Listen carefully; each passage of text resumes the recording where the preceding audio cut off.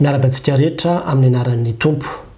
Averiny foana ilay ota efa nibebahako rehefa mifamaly izahay. Izy indray ravana ny lohatenin'ity vidéo manaraka ity. Efa ela ravana noteanao ity vidéo ity satria marobe nareo no efa nandefa afatra tato amin'ity pejy ity manana olana mifanandrify amin'izany. Tena misy no mitomany mihitsy satria tsy mahazaka. Ilay ota izay nataonao taloha mantsy dia tena hoe tantara nanjombona teo amin'ny fiainanao. Pejy maloka teo amin'ny fiainanao ratra. Nefa dia tahaka ny hoe averina sokafana indray iny pejy iny.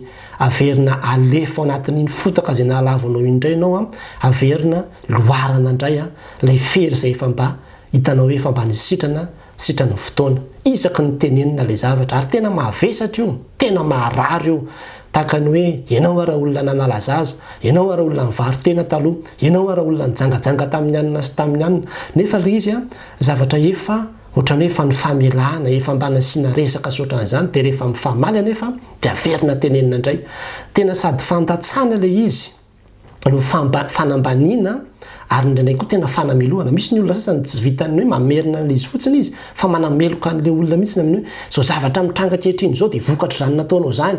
So zavatra mitranga amiko zao dia ianao ny faute, ianao mihitsy ny nahatonga an'izany rehetrarehetra zany dia lasa sady miampy mihitsy zany ilay accusation, sady miampy tena hoe melohana, fanamelohana ihany koa miampy amin'izy. Ary mbola misy aza ny sasany dia manao fanararotana mihitsy ao anatin'ilay izy.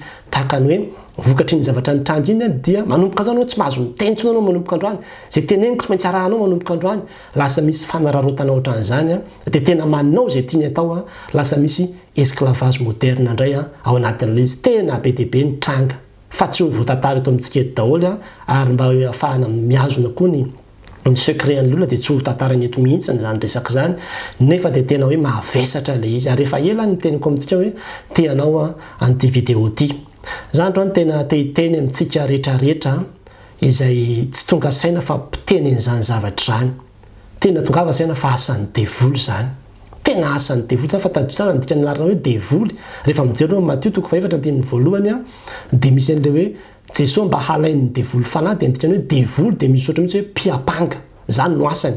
Ary amin'ny Apokalipsy 2:20 dia tena misy tenin'Andriamanitra mihitsy hoe nazera ilay mpiapanga ny rahalahy eo anatrehan'Andriamanitra andro aman'alina.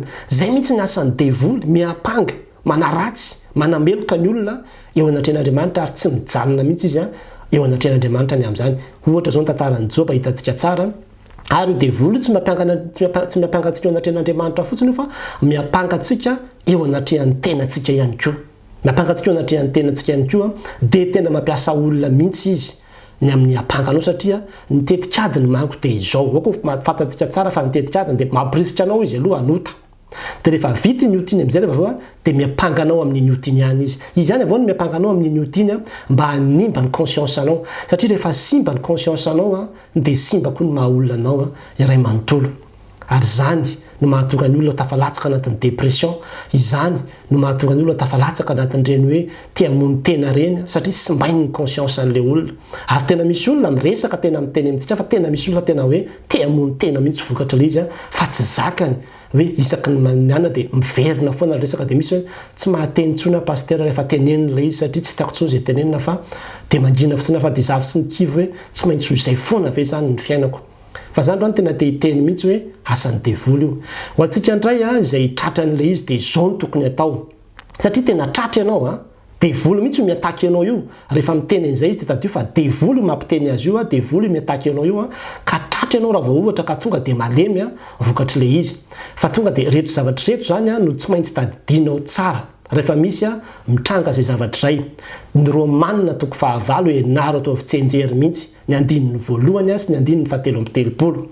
Rehefa manomboka miteny izy zany, miteny ny zavatra taloha dia tonga dia teny hoe anivoako ianao ry Satana andininy voalohany amin'izany dia tsy misy fanamelohana ho an'izay amin'ny Kristy Jesosy. Averiko rehefa miteny izany ianao ara ohatran'izao taloha, ianao nefa nahavita ohatr'izao, ianao nefa ohatr'izao. Nefa izy efa tena mibebahanao io fa tena nialanao Satana mampiteny azy io mba hahatonga anao hiverina indray hanamelo tena amin'ilay zavatra nefa efa mibebahanao fa nazonao famelan-keloka izy.